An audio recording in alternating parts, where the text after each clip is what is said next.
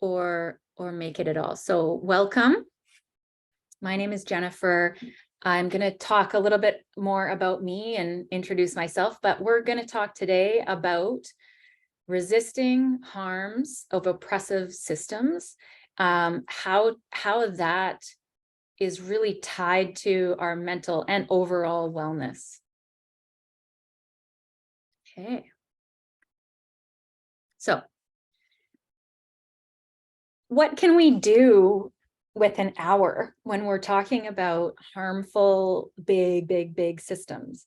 And I have all of these pictures because I really believe that people and plants and organisms find ways to be resilient depending on the forces that are acting on them in their environment. So that's where the name peak resilience comes from.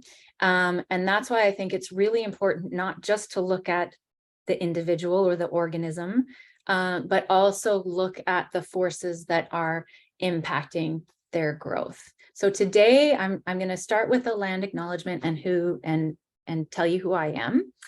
I'm going to talk a little, very brief history of the mental health profession and what do we think mental health encompasses, what's the scope.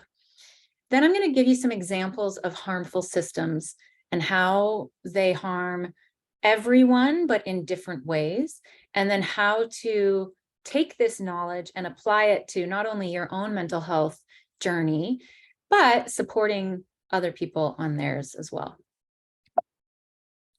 Let's keep moving. So if you aren't familiar with this map, this is from a site called nativeland.ca. And on that website, you can filter for the different things that you're looking for. So this has territories of different indigenous peoples in North America. It also has territories of, or areas of what language is spoken. And it also has a little button that you can click to look at what treaties were in place in what area. So nativeland.ca is a really good resource to figure out the land that you're currently on. And the land that I'm currently zooming in from here is fully unceded. So that means that there's no treaties in place. It was taken without an agreement from the Squamish, Tsleil-Waututh, and Musqueam peoples who were sort of custodians of our land for time immemorial. And the reason I'm starting a mental health presentation with a land acknowledgement, other than, I think that's kind of what people are supposed to do nowadays. I'm starting with a land acknowledgement to also articulate how much of our mental health has been and still is being impacted by colonization. So we're going to go into more details around that, but that's where I would like to start. So who am I? First of all, I am a white settler to these stolen lands. My name is Jennifer Hollinshead, and I am a cisgender woman, heterosexual for now is what I'm saying.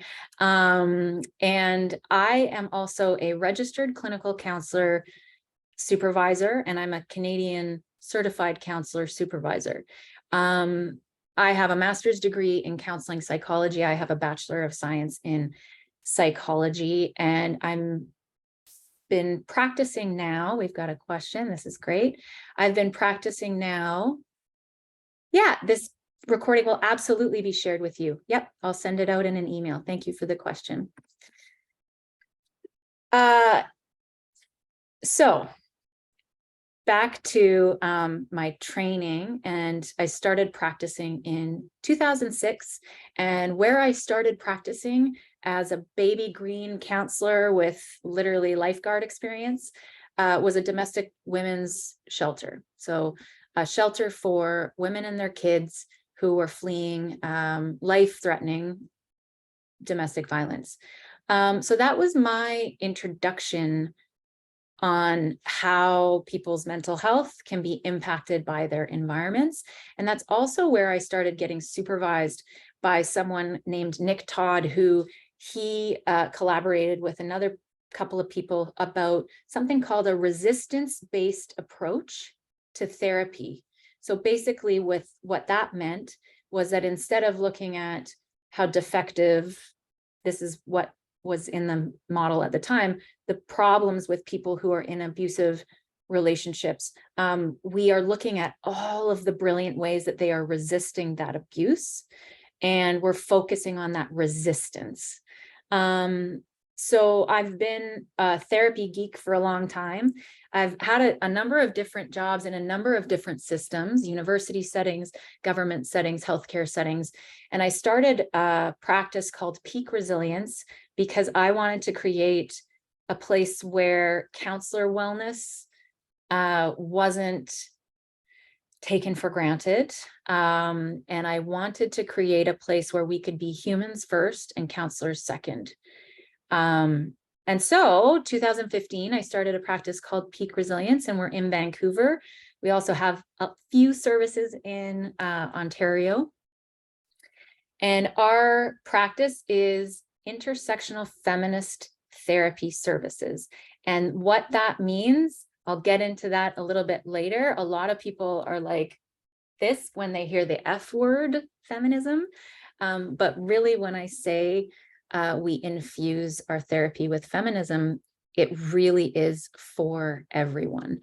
So you're going to get to learn that slowly. I also would like to recognize that we all are unique, and we're extremely curious, and we like to bring our unique human lived experiences, personalities, and beliefs to our work. So because I started this session here today with, oh, I'm white, I'm cisgender, I'm heterosexual for now. I also happen to be upper middle class. I have an education. So all of these things I'm sharing because they are intersections of things that give me a leading advantage over some people who don't have those privileges. And it's important that we recognize these systems and these backpacks of privilege that are kind of invisible, that some people have and some people don't. Because if we don't acknowledge these things, we can actually do further harm. So, oh, there's a colleague, Lisa, still waiting to be let in. I don't, I'm not sure about why that is. Hopefully your colleague maybe can get out and come back in again, because there's no waiting room feature. So people should be able to just get in. So that's a little bit about how we approach mental health and therapy at Peak Resilience. I'm going to be sharing more, though, just in general about how do we think about mental health, right? So I didn't make this up. This is, very common, I think, in the medical community right now, biopsychosocial spiritual model of care. I don't think this is going to be really new to a lot of people providing support in the healthcare system or anywhere, right? So we have our physical body that we are born with. And not only can our physical body and our chemical makeup and abilities to do things and lack of ability to do other things, that can obviously impact our mental health. But there's also a missing piece sometimes in our support of people when we fail to acknowledge that these forces are actually targeting certain physical bodies more than other physical bodies. So if you're born into, oh, thank you, Lisa, glad you're in. If you're born into a large size body, for example, because we live in a fat phobic society, you will probably experience some level of harm or discrimination. That's one example. We're going to be talking about all of these different forces of oppression and how they can impact different facets of our well-being. But it's important to remember that it's not only our chemical makeup that is impacting our brain and our mental health. It's not only our behaviors and how we behave. It's more than what we have been told in psychology. It's also these other systems that are dramatically impacting how people can and do function. So psychology, the physical body, the psychology, the way, like what's actually happening in your mind. And the main focus in the psychology field so far has been, how do we help people change themselves, because the people themselves are the problem. So we need to take these patients who are the problem and we need to fix them, has been the general nature of psychology. Social ties. So how supported is someone, obviously, in their life? That's very important. But how welcomed and supported do you feel in our overall society, and in your community? How much, if you wanted to be totally congruent on the inside of yourself and how you really feel and how you want to present, would that be acceptable in our world? Or would you be potentially harmed for presenting that true part of yourself? And then spirituality obviously is a big piece of mental health, and it's been a big piece of the harmful systems and how they're trying to gain control. So spirituality is not religion, but sometimes it can get confused or tied up with each other. So colonization, imperialism, white supremacy, patriarchy, and capitalism are major impacts to our ability to connect on a deep level with ourselves, with a bigger purpose, with a bigger power, whatever you deem spirituality to be. All of these harmful systems are getting in the way of that need. This is just another example, kind of psychology 101, Bronfenbrenner's ecological systems theory. Basically, this is just, as humans, we are not only impacted by our parents and the people around us, or our caregivers, the people directly around us, our immediate environment, but then those people are impacted by their other connections, such as their family members, their friends, their workplaces.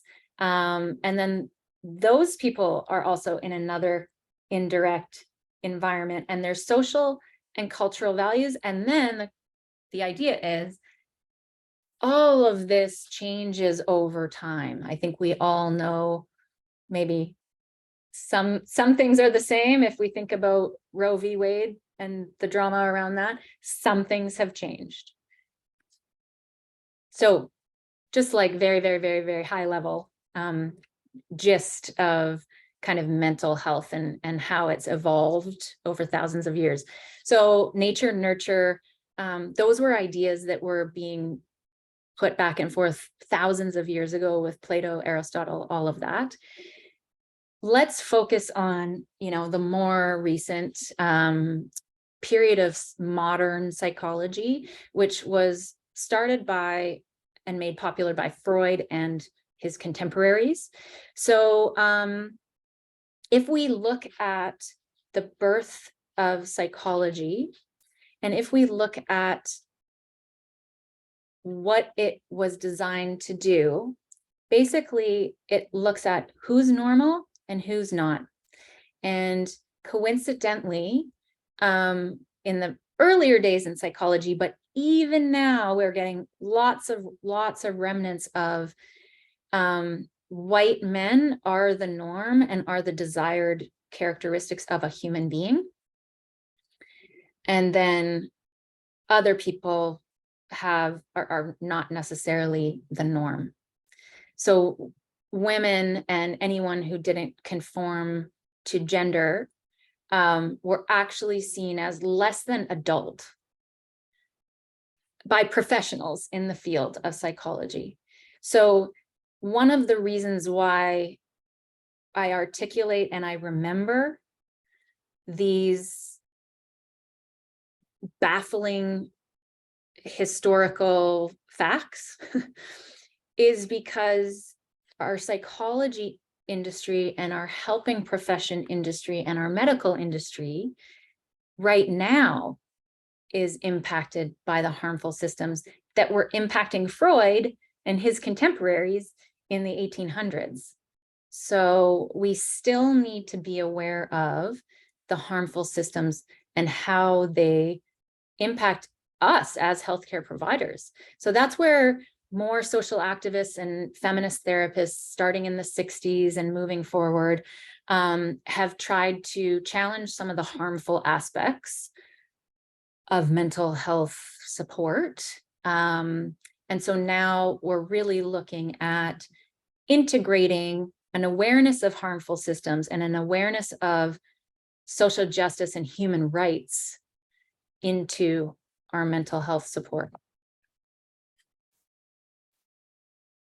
So just a reminder, if anyone needs reminding, I'm going to start with these systems that are very, very, very sneaky. They're designed to be sneaky. They don't want to be talked about. I don't know how many classes in medical school people are talking about patriarchy or capitalism or white supremacy. I know that when I was taking my training as a therapist, I mean, this is back in 2009, so maybe things have changed and earlier, but it's still not often named, these harmful systems. So patriarchy refers to not only just like a family system where, you know, the patriarch, the man, has control and decision-making power, but it also refers to this societal structure where people who are assigned male at birth have general control, authority, and power over people who don't and aren't assigned male at birth. So women, trans, non-binary people then get more violence, subtle violence from the psychology industry, like you're not normal, or actual overt violence. Now, subtle violence and overt violence can both be life-threatening. So this is where patriarchy being infused in psychology and healthcare in general and education, all of these systems are not immune, or all of these areas in our world are not immune from these harmful systems. Capitalism and imperialism, basically resource extraction is the goal of capitalism and imperialism. So, and it just kind of, it's never supposed to stop.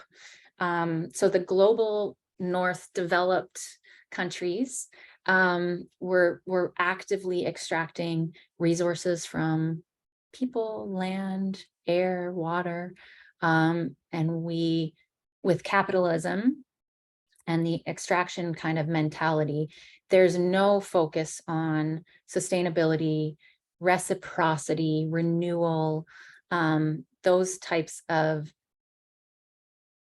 I think, ideas and values and ways of being that indigenous cultures in North America, Turtle Island, were really steeped in prior to colonization.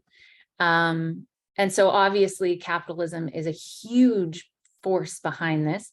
White supremacy is tied up with capitalism, imperialism, and patriarchy, and obviously harms everyone, including white people. But white people, because we benefit so much from these harmful systems, it's often kind of impossible or extremely difficult for white people to see how they're harmed also by white supremacy. So these systems benefit a few, like there are benefits, they're not all bad.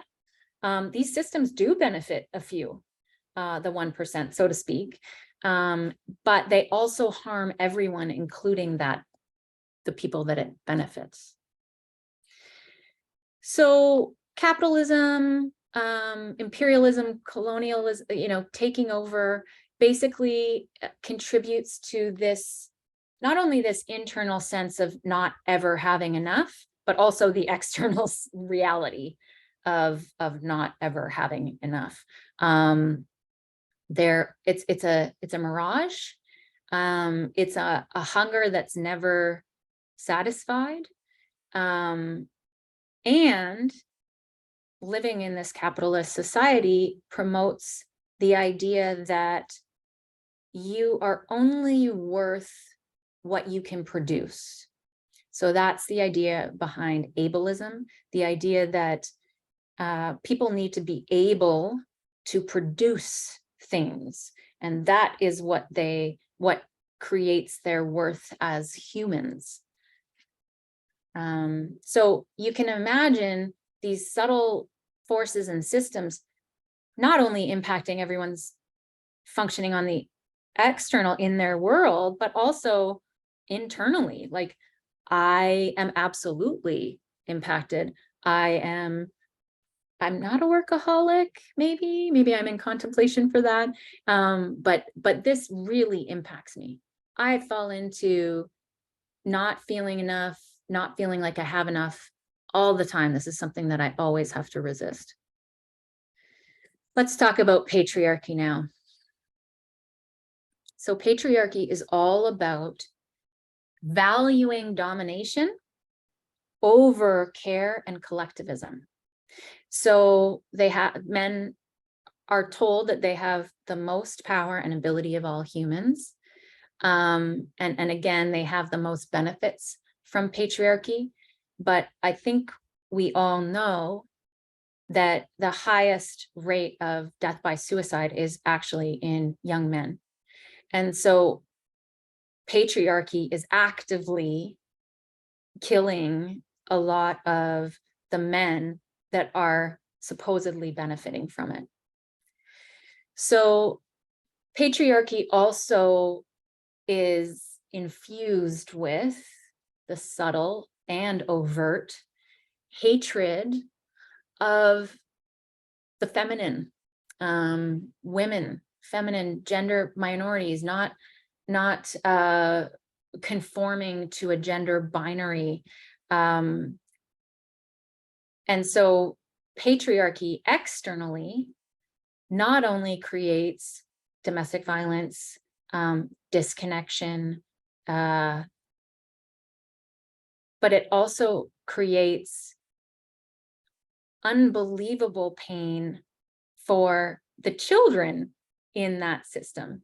So it's not even just, men and women, it's everyone in this system wrapped up. It's a bit depressing, to say the least. Stick with me. I promise there is a point to all of this depressing stuff that impacts us and impacts our mental health. These systems can be really overwhelming. So I'll just speak to the system of white supremacy before we move on.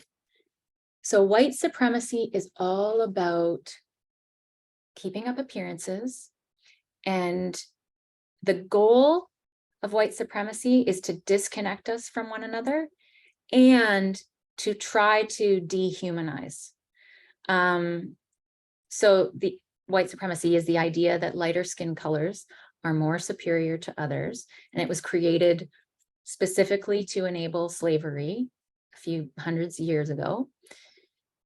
And slavery is the part of resource extraction in capitalism that's necessary as part of colonization capitalism. That's how they are very much tied in with each other, these harmful systems.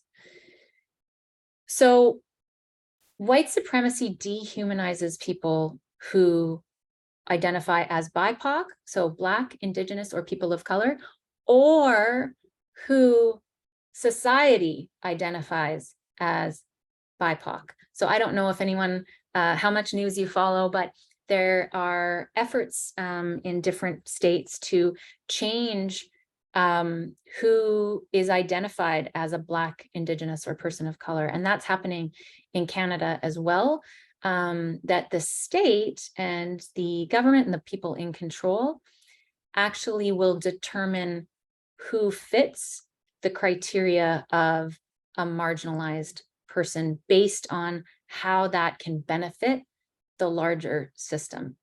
So being dehumanized is probably one of the most violent things that can happen to anyone. And this dehumanization is happening on extreme levels to people who are targeted. So that being said, for people like me who are white, I've been deemed white, I am at a loss for what my culture is. So what I end up doing, because being labeled white has erased me from my ancestors, right? I'm just white. What does that mean? So I've been trying to do a lot of work on where do I come from? Where do I belong? And all of this can be really, really overwhelming. Yeah, messed up. Yeah.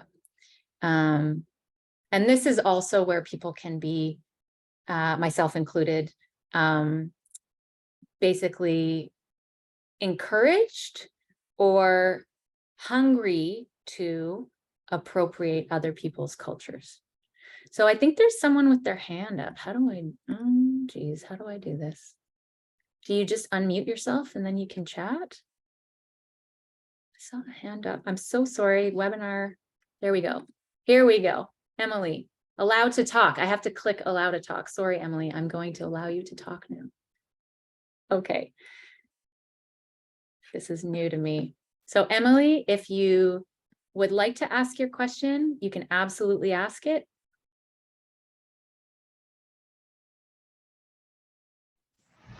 I honestly do not know how it raised my hand, so I apologize. Oh, okay. Well, there you go.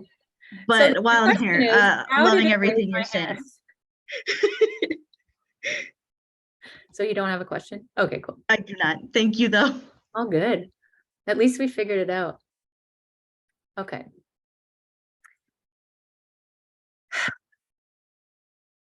We often talk at my practice about how sometimes it would be really nice to just say that we do CBT, to be very honest, to not open our eyes at these larger systems that are really overwhelming and big and difficult to resist. There's another part of these harmful systems called trance powerlessness.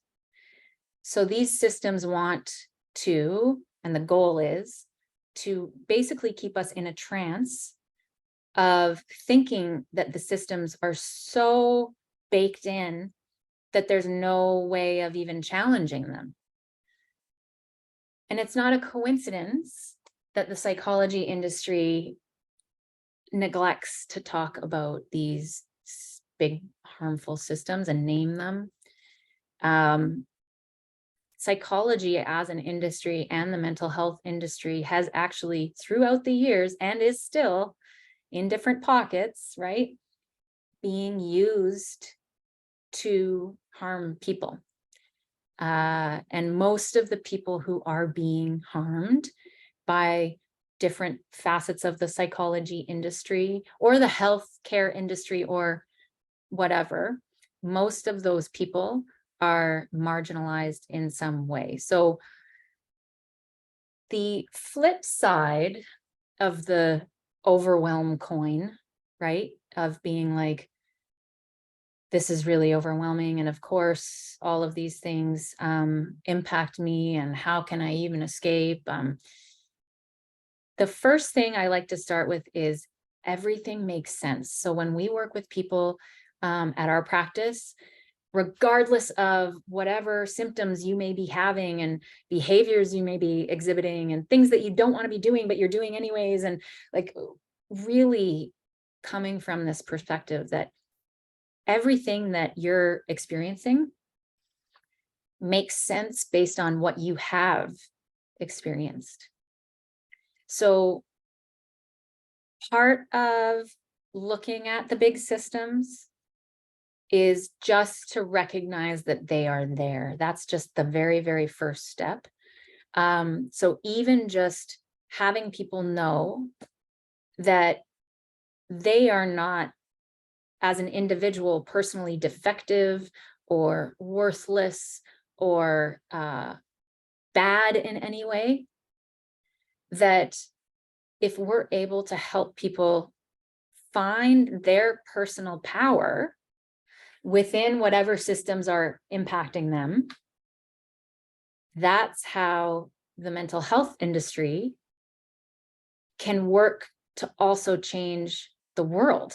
And that's how, if we work with mental health professionals, doctors, everyone in every facet of our society, right? Healthcare, education. If we can work with everyone to elicit and articulate the systems that we want to start challenging and then hopefully dismantling, how are we going to improve health and mental health for the majority of people if we're not actually going to name or challenge the systems that are harming them? So it's one of the things, because I was thinking about like, okay, so people are born, for example, men and women, heterosexual relationships. So men and boys are born to basically be trained to think that anything feminine is bad. And they're trained to think that, they should, as a man, take up more space and all of these things, right? And women are trained to take up less space and da da da da da. So Anna, one of the most awesome counselors on our team, we were chatting one day and she said, it's just habits. That's it. We just all have to work on the habits that we've been trained from birth to take on. So some people are trained to habitually take more, expect more, want more. Myself as a white person, that would be me. And other people are trained to expect less while giving more. So I really like the breakdown of, we just all have to work on our habits, because it felt less judgmental and more workable. So thank you, Anna, for that. So why does identifying and resisting oppression, why does naming these systems benefit everyone's mental health? First of all, by naming the systems, we then take the shame of the person that they think they're not worthy. They think they should be able to do more. They're whatever the shame is around, and start to slowly figure out what part of that shame is yours and what part of that shame actually should go back to patriarchy. What part of that shame is yours and what part of that shame goes back to capitalism because of how effed up a system of capitalism is, because that's the problem, right? So really critically engaging with this idea of the problems being external to the person, the power being in the person. And that's what we have to help them with in our mental health care.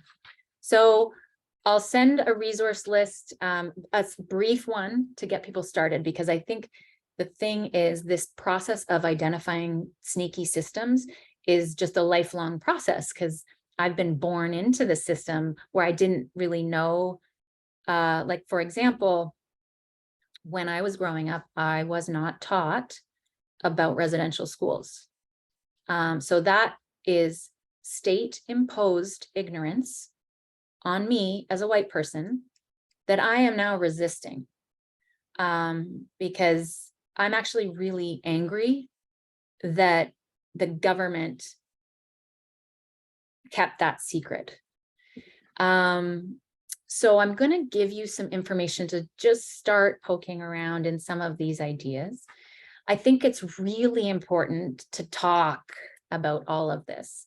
So I want you to talk about this presentation. I want you to share it. We're recording it, because the goal of all of these systems is that we don't talk about them.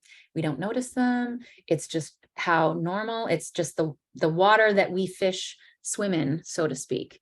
So let's start talking about it. And then I have put in here the support that we have. Obviously, we are a private practice, so that's a fee for service, but we are counteracting and trying to resist the harms of capitalism by offering as many free and low-cost services as we possibly can. So that comes down to our practicum counseling program. We have group counseling, and we have a sliding scale rate for some people. Okay, so anonymous person, thank you, says, we just have to work, you say, we just have to work on our habits.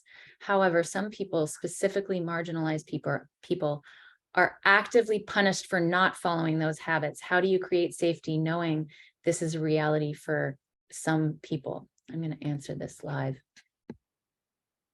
If everyone's working on their habits, again, this might be very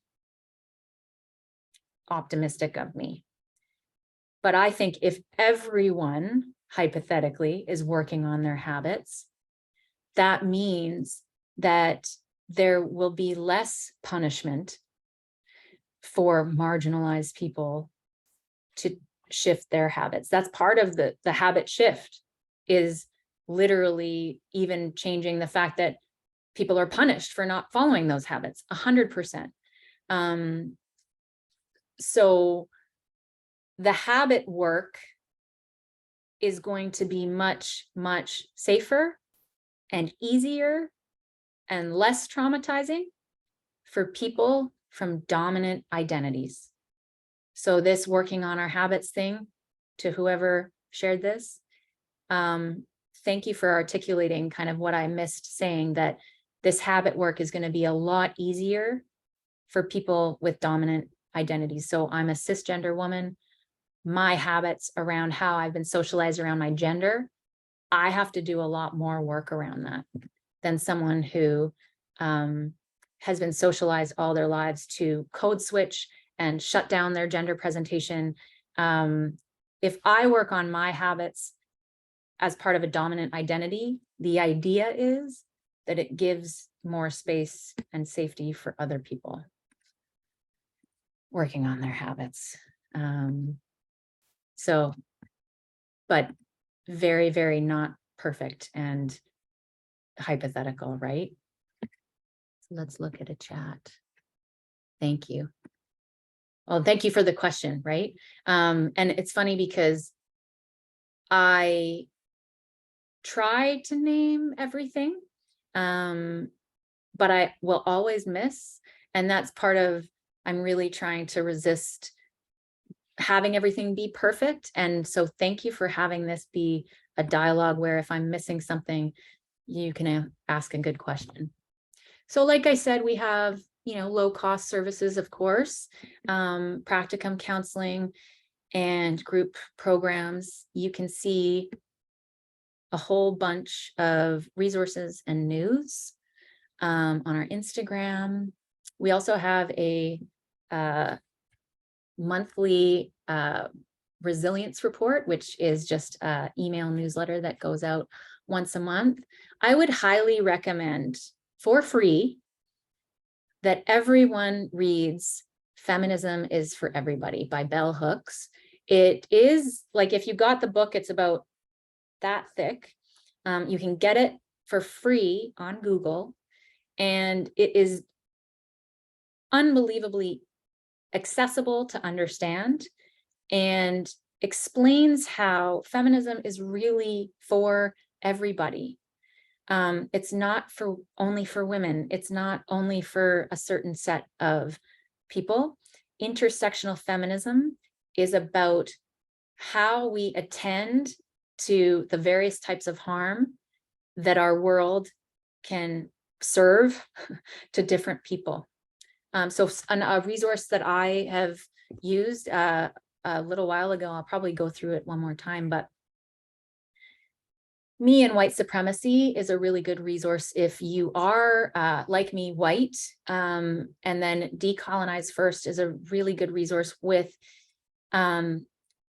chunks of courses that are digestible, information that was hidden from us by the government of Canada that we now need to start finding for ourselves. And the more information I learn about decolonizing and Indigenous values and practices, the more I understand, and I'm sure Indigenous people understand this way too much, that the best practices are really the most sustainable practices of not only caring for ourselves, but caring for our communities and our land and planet and animals.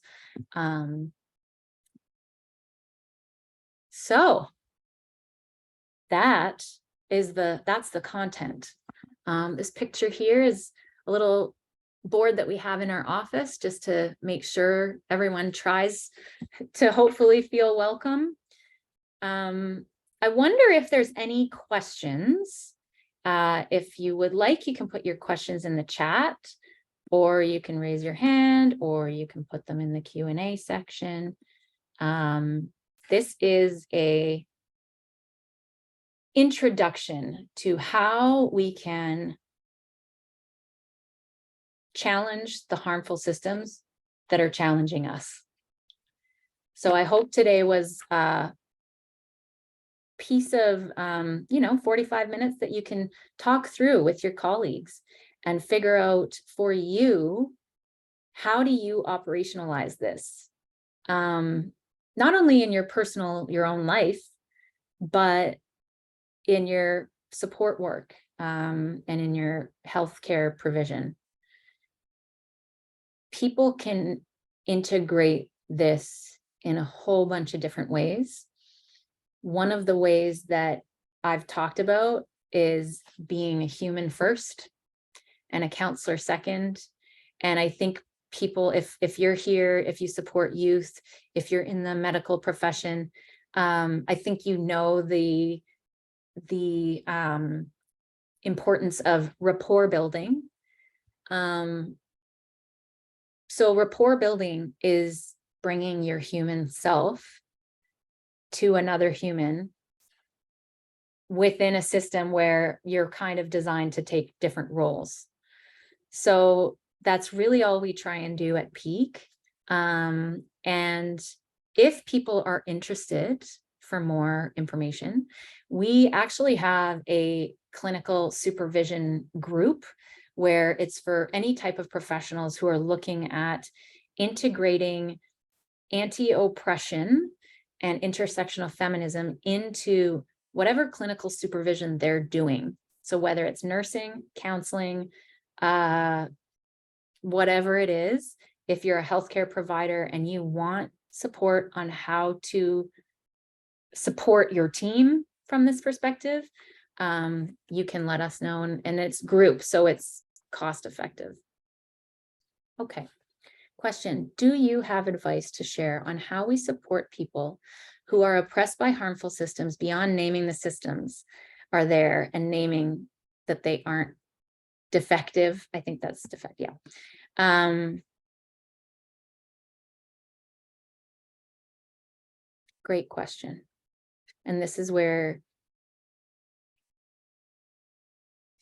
we need to come back to what is the most sustainable predictor of success in mental health support over time? The most sustainable predictor of success in counseling, at least, is the quality of the client-counselor relationship.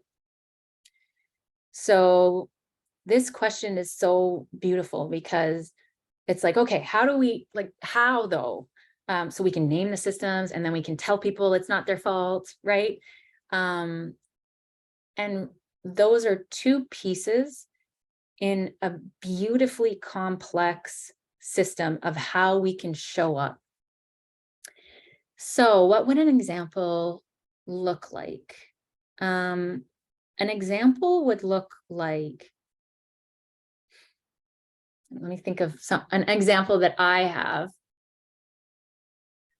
So an example that I have is supporting someone who is experiencing extreme domestic violence that is hard for other service practitioners to recognize, because the person who's experiencing domestic violence isn't typical of these systems and what the professionals of these systems, you know, MCFD and counseling and all of these things, this person isn't typical of someone who experiences domestic violence.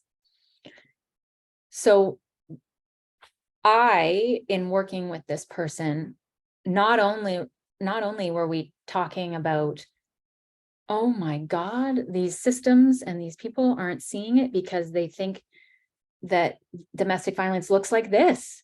And they don't even, of course, they can't even recognize it in you. Okay, so then what should we do? You know that I have letters behind my name. I'm a professional. I have power. Would you feel it to be helpful to use me and my power in some way that would support you? For example, do you think it would be helpful if I consulted with your other service providers and offered them my perspective to help them understand what's really going on?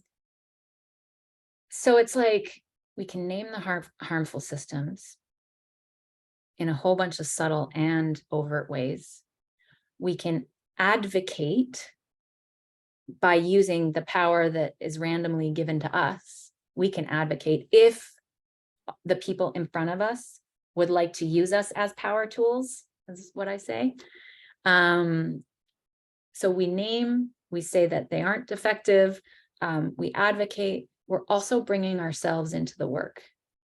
So if we're bringing ourselves into the work, that means that I'm going to be saying, if I'm working with someone, for example, who is not white, I'm going to be saying, based on our relationship and how we feel together in the room together, I'm going to say, how does this feel trying to talk to a white person about microaggressions on a daily basis that are designed to kill you? What is it like to talk to me?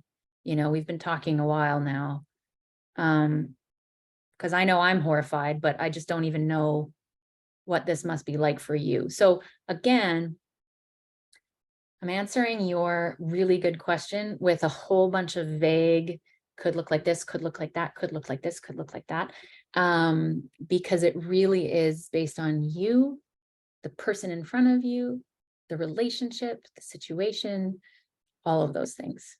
So I hope that was non-committal answer that gave some things to chew on and think about. Awesome.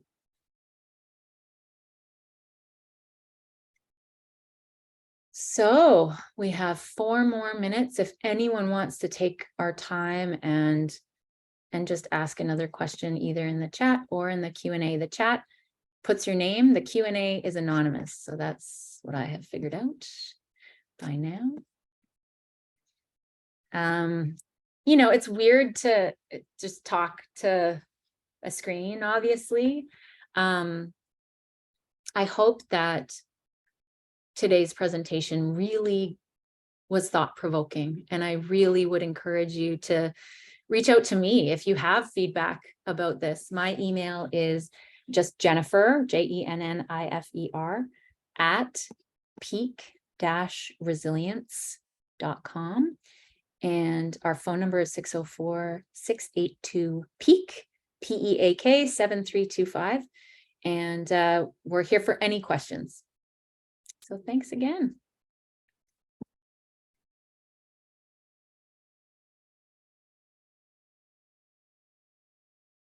Wait. Thank you, Lisa. Yeah, I get pretty excited talking about this stuff. It's a lifelong journey of learning.